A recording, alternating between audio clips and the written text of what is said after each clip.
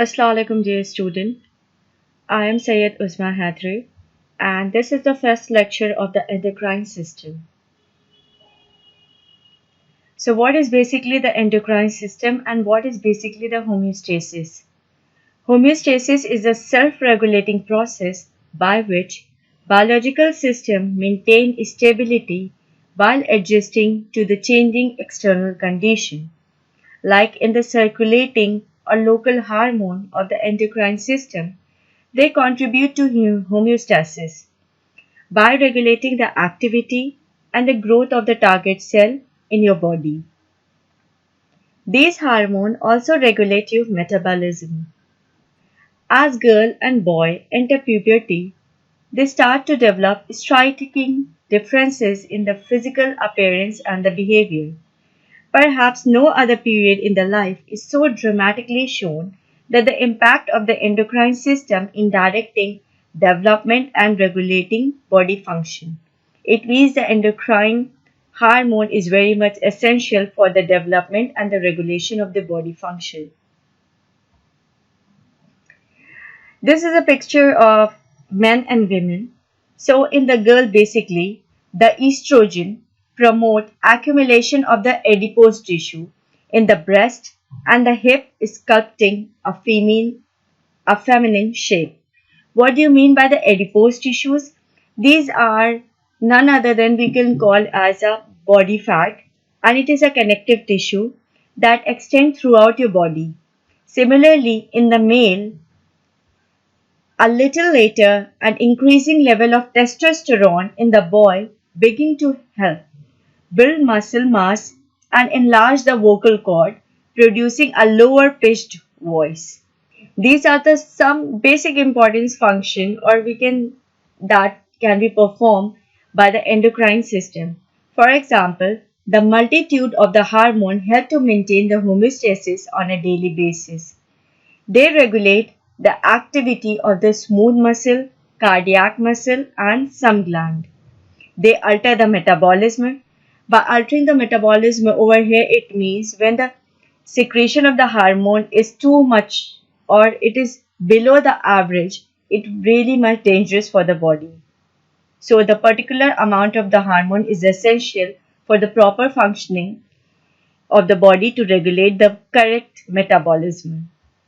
It spur the growth and development. Spur over here means how it's promote or encourage the growth and development. It influences the reproductive process. For example, the puberty in male and female. It participates in circadian rhythm established by the suprachiasmatic nucleus of the hypothalamus. What do you mean by circadian rhythm?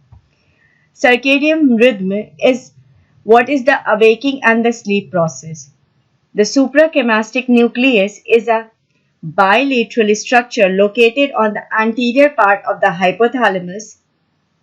It is the central pacemaker of the circadian timing system and regulates most circadian rhythm in the body. For example, if the light is present and we have a proper timing of sleep and wake, that means at 8, 9 or many people you can say they have a biological clock set to be slept at 10 at the night and most people sleep at 12 or more than 12 a.m.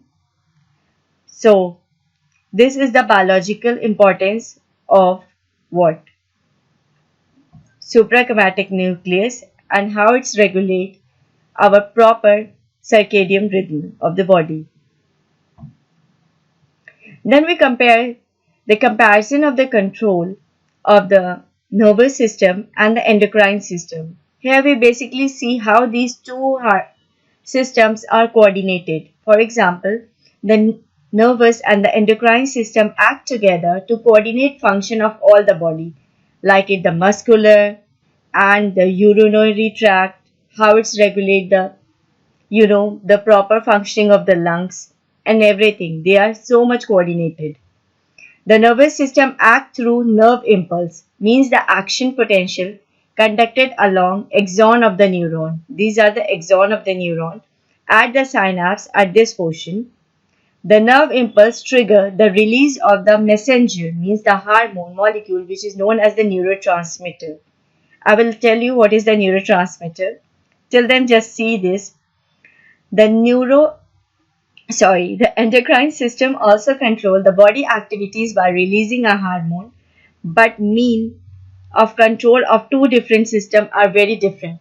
Means they are basically controlled by the not only by the nervous but also with the endocrine system. Let's see what is the neurotransmitter. It is an endogenous chemical that allow neuron to communicate with each other. Mean how the two cells talk to each other, just like these two boys are talking to each other. Similarly, cell of the body is also communicate with each other through the neurotransmitter. This is the neuron number 1 and this is the neuron number 2. Over here, there is a chit-chat process taking place. So this is the what? Synaptical vesicle, and it releases the neurotransmitter into the synaptic cleft, and there is a receptor on the another neuron. By this process, the neurons are able to communicate with each other, and this communication process took place with the help of a neurotransmitter. We have seen what is the neurotransmitter. Now see what are the hormone. The hormone word is derived from the word hormone, which means to excite or to get moving. What do you mean that? It is a mediator molecule that is released in one part of the body but regulate the activity of a cell in another part of the body. It means it passes through the circulation and on the target cell it acts over there. Most hormone enter interstitial fluid and then to the bloodstream. The circulating blood deliver hormone to the cell throughout the body. Both neurotransmitter and the hormone exert their effect by binding to the receptor on the target cell. What do you mean by the binding to the receptor on the target cell? It means that one cell releases the hormone or the neurotransmitter and it acts on the receptor which is present on the another cell. In the previous slide, let me tell you over here. If this is one cell and this is the another cell, one cell secretes a hormone and it acts on the receptor present on another cell. This is a very in close proximity because it takes place in the neuron.